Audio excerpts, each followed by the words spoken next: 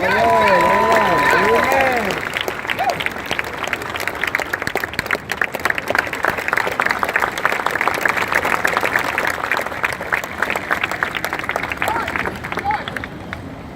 morning. Good morning.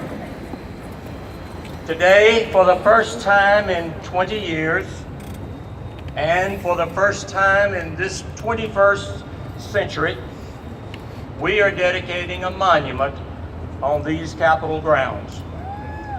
Today, we are celebrating the life of a native Georgian who changed our nation through his nonviolence and his devotion to love, not hate. It is altogether appropriate that we should do so, as has already been mentioned by Calvin.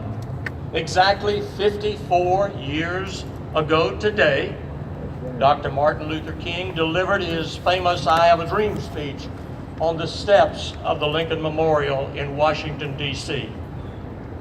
During these intervening years, much progress has been made toward the realization of Dr. King's dream. But much yet remains. Yes. Our actions here today symbolize the evolved mindset of our state as we continue to reconcile our history and our hearts. I want to thank those who've already spoken so eloquently and others who are here with us today for their contributions that have made this day possible. They have already been recognized, and I will not take more of your time in elaborating.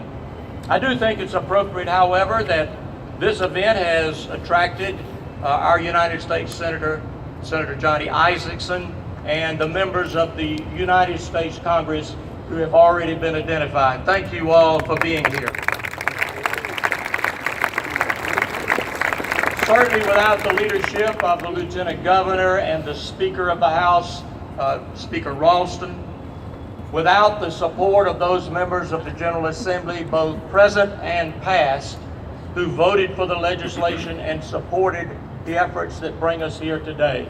Without their help, this day would have been deferred until some other time into the future. So thank you all. Amen. But you know, even after you make all the formal crossing of the T's and dotting of the I's, a lot of work has to be done. So there are many others who need to be thanked. The Capital Arts Standards Commission, the Georgia Building Authority and its Executive Director, Steve Stansel, who installed the monument, and the Department of Community Affairs and Commissioner Camila Knowles, who hosts the annual Martin Luther King Day tribute. Also a special thanks to Marty Dow, the sculptor, who created this statue, as well as a tribute to the late Andy Davis, the original artist who lost his life in a tragic accident.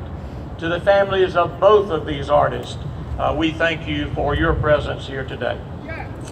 We also thank the sponsors that financially made it possible for this to take place, because it is the result of private philanthropy and contributions that this statue has been made available for this ceremony.